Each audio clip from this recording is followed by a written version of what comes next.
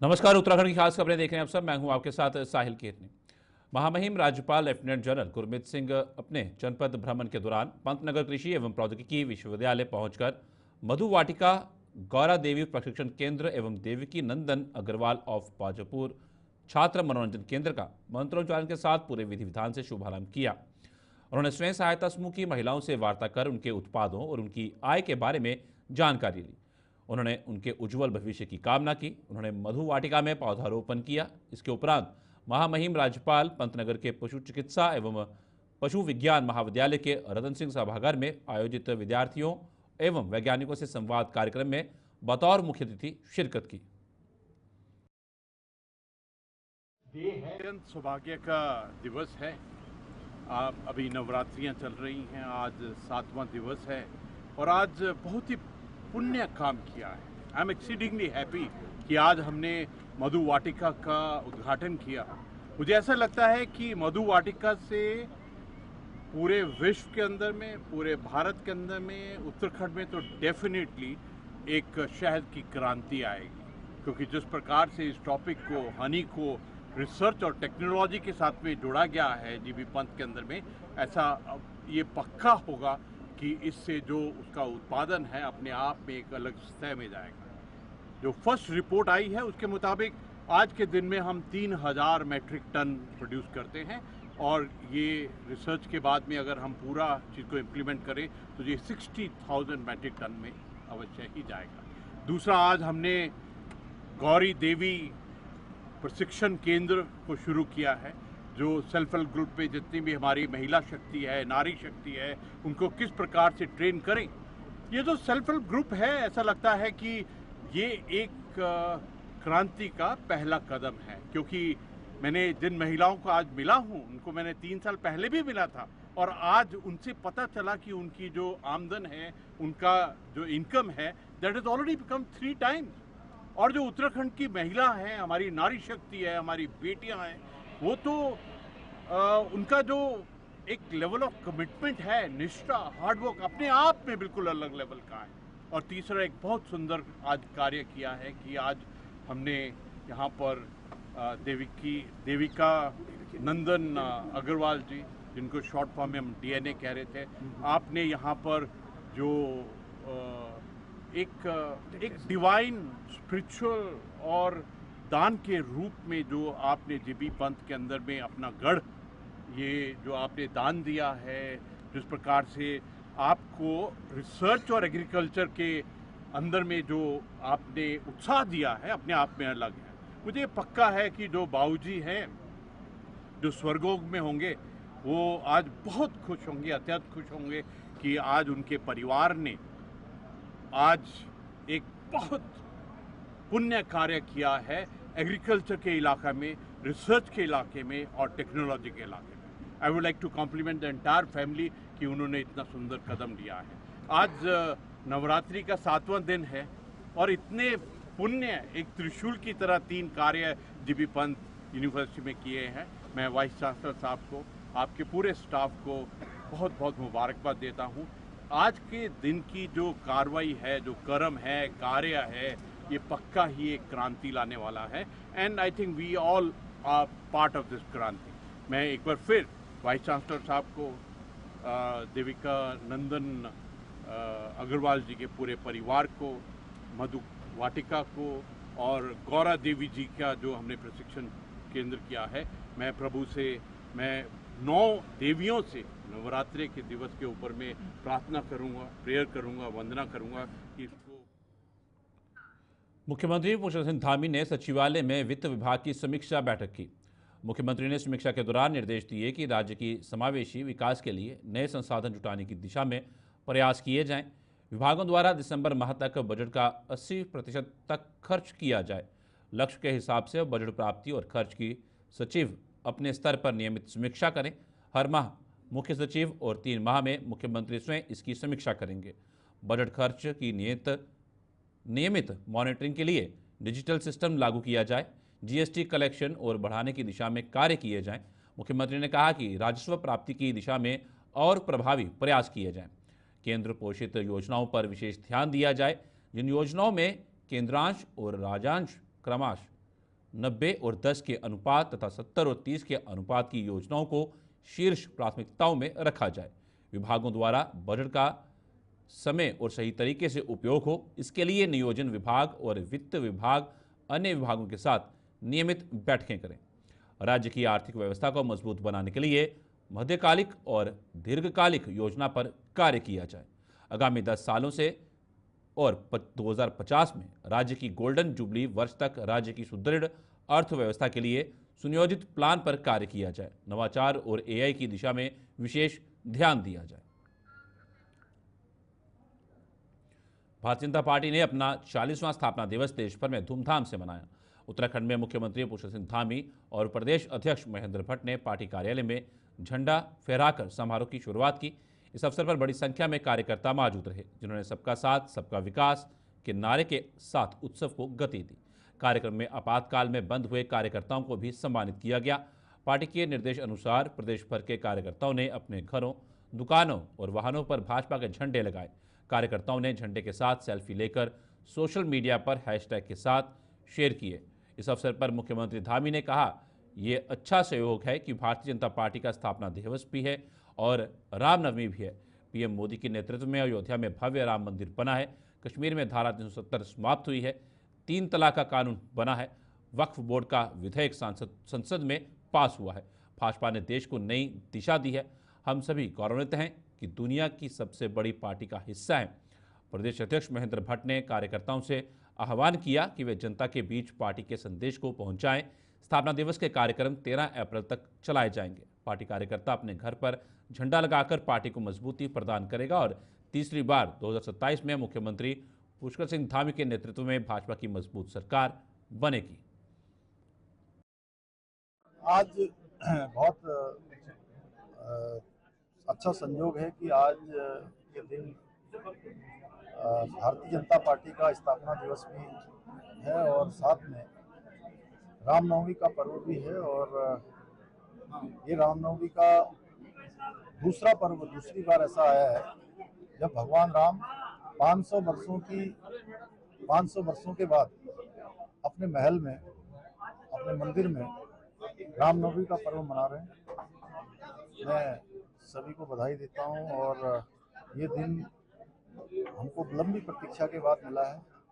आदरणीय प्रधानमंत्री जी के नेतृत्व में जो हमारी एक यात्रा थी और उसका संकल्प था कि अयोध्या में भगवान राम जहाँ पैदा हुए वहाँ मंदिर बनना चाहिए, वहाँ भव्य और दिव्य मंदिर बना। हमारे विचार का ये संकल्प था कि कश्मीर में धारा 370 समाप्त होनी चाहिए। कश्मीर में धारा 370 समाप्त हुई। 3 तलाक का कानून समाप्त होना चाहिए, समाप्त हुआ। नागरिक संशोधन कार्यक्रम देश के अंदर लागू हुआ। अभी भारत के संसद में दोनों सदनों ने ऐतिहासिक कार्य आदरणीय प्रधानमंत्री जी के नेतृत्व में किया। वक्फ बोर्ड का विधेयक भी भारत की संसद ने पास कर दिया। निश्चित रूप से ये ऐसे काम हैं, ऐतिहासिक निर्णय हैं जिसको देश की आज़ादी के बाद देश की जनता को प्रतीक्षा थी। और भारतीय जनता पार्टी के कालखंड में, एनडीए के कालखंड में, आदरणीय प्रधानमंत्री जी के कालखंड में ये सभी काम अनवरत रूप से आगे बढ़ रहे हैं। आज भारतीय जनता पार्टी करोड़ों कार्यकर्ताओं के त्याग, परिश्रम और बलिदान के कारण आज पूरी दुनिया का सबसे बड़ा राजनीतिक दल बन गया है। भारतीय जनता पार्टी का स्थापना दिवस है। आज ही रामनवमी है और सौभाग्य की बात देखिए, आज भगवान श्री राम अपने मंदिर में, उनका भगवान सूर्य किरणों से तिलक हुआ है। तो हम सबके लिए तो उत्साह का दिन है और आज भारतीय जनता पार्टी स्थापना दिवस प्रत्येक कार्यकर्ता मना रहा है। आज हर कार्यकर्ता अपने घर के ऊपर कमल का झंडा लहरा रहा है और आज से लेकर 13 तारीख तक लगातार हमारे संगठन कार्यक्रम चलेंगे, स्थापना दिवस के कार्यक्रम चलेंगे, जिसमें हम लोग प्रत्येक जो बीजेपी का प्राथमिक सदस्य बना है, ऐसे प्रत्येक सदस्य के घर पर जाकर उसके घर में कमल का झंडा हम फहराएंगे और भारतीय जनता पार्टी की मजबूती के लिए संकल्प लेने का हम आग्रह करेंगे। और 2027 अब हमारे सामने है और 2027 में भारतीय जनता पार्टी लगातार तीसरी बार पुष्कर सिंह धामी जी के नेतृत्व में हम राज्य के अंदर सरकार बनाएंगे, उस दिशा को कार्य करेंगे। प्रदेश के निजी विद्यालयों पर मनमानी फीस वृद्धि और किसी खास दुकान से किताबें खरीदने के लिए दबाव बनाने के आरोप लगते रहे हैं। शिक्षा मंत्री डॉक्टर धन सिंह रावत ने इस तरह की शिकायतों को दर्ज कर उन पर कार्रवाई के लिए शिक्षा निदेशक डॉक्टर मुकुल कुमार सती को टोल फ्री नंबर जारी करने के निर्देश दिए हैं। शिक्षा मंत्री ने कहा कि नियम ये है कि कोई निजी विद्यालय 3 साल तक फीस नहीं बढ़ा सकता। इसके बाद भी यदि मनमानी फीस, किताब, स्कूल ड्रेस आदि की शिकायतें हैं तो विभाग इन पर कार्रवाई करेगा। इसके लिए विभाग की ओर से जल्द ही टोल फ्री नंबर जारी किया जाएगा।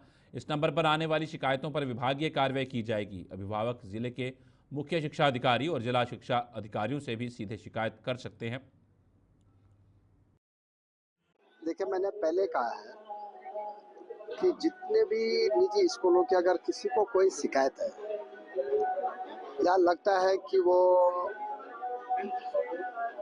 अपने हिसाब से फीस ले रहे हैं, तो हमने एक टोल फ्री नंबर जारी किया है।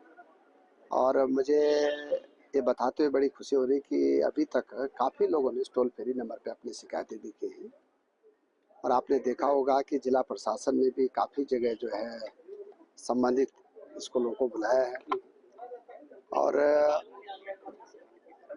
आपके माध्यम से मैं कहना चाहता हूं कि कहीं भी किसी भी गार्जियन को अगर कोई शिकायत है तो हमारे टोल फ्री नंबर पे अपनी शिकायत दर्ज कर सकते हैं। हमारे सीओ के सामने भी कर सकते हैं, जिला प्रशासन के सामने भी कर सकते हैं।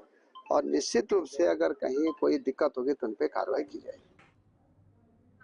अंतर्राष्ट्रीय खेल दिवस के अवसर पर खेल मंत्री रेखा आर्य ने क्रॉस कंट्री दौड़ और हॉकी व फुटबॉल के मैत्री मैच के विजेताओं को सम्मानित किया। यह आयोजन खेल विभाग द्वारा पेविलियन ग्राउंड में किया गया था। समापन अवसर पर खेल मंत्री रेखा आर्य ने कहा कि 38वें राष्ट्रीय खेलों ने हमारे प्रदेश के खिलाड़ियों ने शानदार प्रदर्शन कर राष्ट्रीय स्तर पर तो अपना नाम रोशन कर दिया है, लेकिन अब अंतर्राष्ट्रीय फलक पर छाने की तैयारी में जुटना होगा। खेल मंत्री रेखा आर्य ने कहा कि 2036 के ओलंपिक के लिए हमने कम से कम 40 एथलीट तैयार करने की प्लानिंग की है। खेल मंत्री रेखा आर्य ने कहा कि हाल ही में हमारा खेल लीगेसी प्लान तैयार हुआ और इसे अमली जामा पहनाया जा रहा है। खेल मंत्री रेखा आर्य ने कहा कि राष्ट्रीय खेलों में पदक जीतने वाले खिलाड़ियों को जल्द ही नौकरी दी जाएगी। इसकी प्रक्रिया चल रही है। खेल मंत्री ने कहा कि प्रदेश सरकार युवा खिलाड़ियों को निखारने और उनका भविष्य उज्जवल करने के लिए प्रतिबद्ध है। खिलाड़ियों ने क्रॉस कंट्री दौड़ में प्रतिभाग किया, जहां पर हमारे छात्रावास में रहने वाले बच्चों ने मैत्री मैचेस, चाहे वो फुटबॉल के हो, हॉकी के हो, वो भी खेले। और हमारे भी बच्चे जो लगातार वहां पर प्रैक्टिस के लिए आते हैं, उन बच्चों ने भी प्रतिभाग किया। निश्चित रूप से खेल जो है वो जोड़ने का काम करता है और निश्चित रूप से खिलाड़ी जो है वो कई राज्यों को, कई देशों को जोड़ने का काम करते हैं। और मैं समझती हूँ कि इसी प्रकार से खेल और खिलाड़ियों को जिस प्रकार से माननीय मुख्यमंत्री जी के मार्गदर्शन में प्रोत्साहन मिल रहा है, मैं उम्मीद करती हूँ कि और जिस प्रकार से हमारा राष्ट्रीय 38 नेशनल गेम किया गया था और जिस प्रकार का प्रदर्शन रहा है, मैं यही उम्मीद करती हूँ कि हमारे खिलाड़ी आने वाले समय में और बेहतरीन प्रदर्शन जो है वो करेंगे। और निश्चित रूप से ये जो हमारा जो आज अंतर्राष्ट्रीय खेल दिवस है, ये अंतर्राष्ट्रीय स्तर पर भी हमारे खिलाड़ी उत्तराखंड का और हमारे देश का नाम। Uttarakhand civil aviation development authority की मुख्य कार्यकारी अधिकारी सोनिका ने आगामी हेली सेवाओं को लेकर जानकारी दी है। उन्होंने बताया कि केदारनाथ धाम के लिए शटल सर्विस देने वाली हेली कंपनियों के टिकट केवल एक ही अधिकृत IRCTC की वेबसाइट पर बुक की जाएंगी। इसके अलावा किसी अन्य प्राइवेट वेबसाइट या फिर निजी प्लेटफॉर्म पर टिकट नहीं मिलेगा। उन्होंने कहा कि हेलीकॉप्टर टिकट बुकिंग में फ्रॉड या फिर ब्लैक करता हुआ कोई पाया गया तो उसके खिलाफ UCADA सख्त कार्रवाई करेगा। हेली सर्विस की बुकिंग 8 अप्रैल से शुरू होगी। उन्होंने बताया कि इसी महीने केंद्र की director general of civil aviation agency Kedarnath Dham में होने वाली शटल सर्विस को लेकर निरीक्षण करेगी।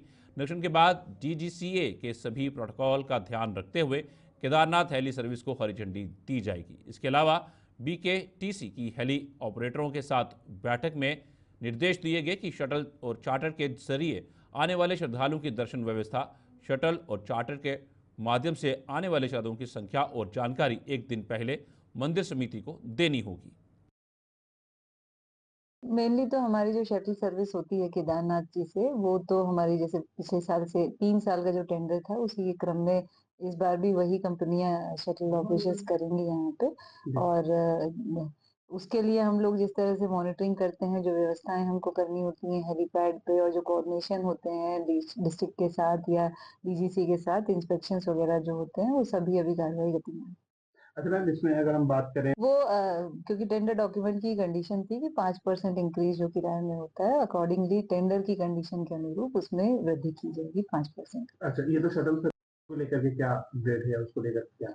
चार्टर्ड सर्विसेज नॉर्मली क्योंकि इनकी बुकिंग्स वगैरह जो होती हैं वो प्राइवेट जो चार्टर्ड होती हैं उनके द्वारा जो पैसेंजर्स होते हैं वो आते हैं और फिर शटल सर्विस का उपयोग किया जाता है। तो उसमें जो चार्टर्ड सर्विसेज हैं उनके साथ भी हमारी मीटिंगें हुई हैं और जो मेन प्रोटोकॉल और एसओपीज जो फॉलो करनी होती है इस ऑपरेशन के दौरान, केदारनाथ जी के ऑपरेशंस के दौरान, वो उनको बता दी गई। इसके लिए हमारी तो एक ही वेबसाइट है जो कि आईआरसीटीसी की वेबसाइट है और उसी के द्वारा हमारी बुकिंग्स होती हैं। और इसके अलावा कुछ ऑफलाइन बुकिंग्स जो होती हैं वो हमारी जो काउंटर्स हैं वहाँ पे उनके उसके द्वारा होती हैं। जो मॉनिटरिंग है इसके लिए हम लोग कुछ व्यवस्थाएं कर रहे हैं, सीसीटीवी कैमरास हो गए, जो हमारा स्टाफ है उसके द्वारा मॉनिटरिंग, जिससे कि कम से कम लोगों को वहाँ सुविधा।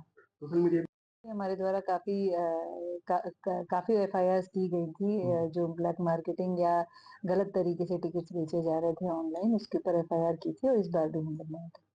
इस बार मैम सेफ्टी की अगर हम बात करें, हम लोग जो ऑडिट होता है शुरुआत से पहले, वो ऑडिट क्या हो चुका है या फिर भाई जैसे मैंने बताया डीजीसी की टीम आएगी और अच्छा कब आएगी? हाँ, वो उसके टाइमिंग मतलब इसी महीने में आ जाएगी वो। और अभी कुछ दिनों में वो यमुनोत्री और गंगोत्री जी का भी इंस्पेक्शन करने के लिए आ रही हैं, क्योंकि हम लोग इस बार प्रयास कर रहे हैं कि वहाँ भी कुछ ऑपरेशंस हों और साथ ही केदारनाथ जी के भी जो वो सेट हमारा एसओपी है उसके क्रम में डीजीसीपी की टीम आएगी। एनजीटी का इस बार हमारे जो रेस्ट्रिक्शन है वो ये है कि वैली में जो डीजीसीए के जो नॉर्म्स हैं उसके अनुरूप और बाकी नॉर्म्स के अनुरूप कि वैली में 6 हेलीकॉप्टर्स जो फ्लाई करते हैं एट अ टाइम, वो हम फॉलो करेंगे। जो भी एसओपी हमें डीजीसीए देगी एज पर प्रोटोकॉल। वित्तीय वर्ष 2024-25 में नगर निगम देहरादून को सर्वाधिक भवन कर प्राप्त हुआ है। नगर निगम की ओर से टैक्स वसूलने के लिए कई तरह की मुहिम चलाई गई थी, जिनका असर लोगों पर पड़ा और छोटे बकायेदारों ने तो खूब बढ़ चढ़कर अपना भवन कर जमा किया है। नगर आयुक्त नमामि बंसल ने बताया कि 65 करोड़ से ज़्यादा की धनराशि का भवन कर निगम में जमा किया गया है। नगर निगम ने छोटे बकायेदारों को भवन कर जमा करने के लिए व्हाट्सएप की सुविधा दी थी, जिसमें 1 करोड़ रुपए से ज़्यादा का कलेक्शन नगर निगम को प्राप्त हुआ है।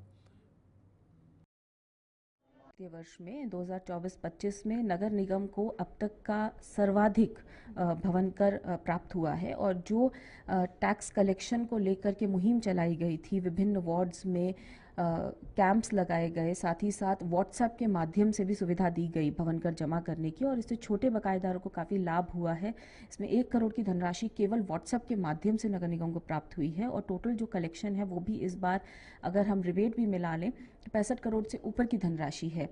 ये अब तक का सर्वाधिक है और इस क्रम में जो टैक्स के हमारे टैक्स इंस्पेक्टर्स हैं जिन्होंने अच्छा काम किया उनको भी सम्मानित करने की योजना है। इसके अलावा जिन बकायेदारों ने डिफ़ॉल्ट किया है, जिन्होंने अपना कर ससमय जमा नहीं किया है, उन पर भी नियमानुसार पेनल्टीज़ लगाते हुए साथ ही साथ पेनल्टी के इसमें ब्याज भी लगता है, इंटरेस्ट अमाउंट भी लगता है, तो वो दोनों ही उन पर पेनल्टीज़ इम्पोज करते हुए आगे कार्रवाई की जाएगी।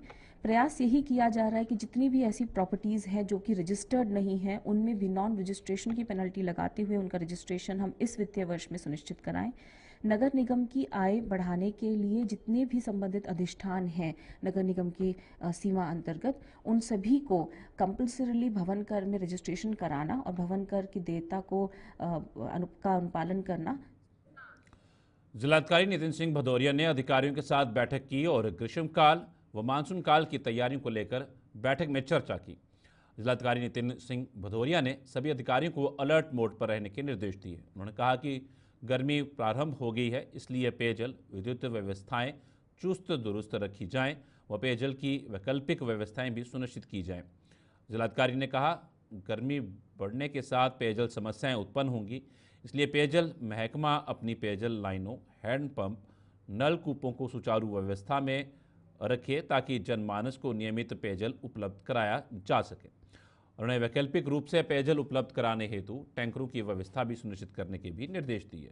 उन्होंने विद्युत अभियंताओं को भी विद्युत लाइनों, ट्रांसफार्मरों आदि दुरुस्त रखने व अतिरिक्त ट्रांसफार्मर रखने के निर्देश दिए ताकि नलकूपों व अन्य क्षेत्रों में ट्रांसफार्मर खराब होने पर तत्काल बदलकर विद्युत व पेयजल व्यवस्था सुचारू की जा सके। उन्होंने नगर निकायों को शहरों के सार्वजनिक स्थलों, बस अड्डों व कार्यालयों में प्याऊ वाटर कूलर लगाने के निर्देश दिए। उन्होंने स्वास्थ्य विभाग को लू लगने व गर्मी से होने वाले अन्य बीमारियों की दवाएं ORS प्राप्त मात्रा में रखने के साथ ही सभी चिकित्सालयों में लू वार्ड व बर्न वार्ड स्थापित करने के निर्देश भी दिए।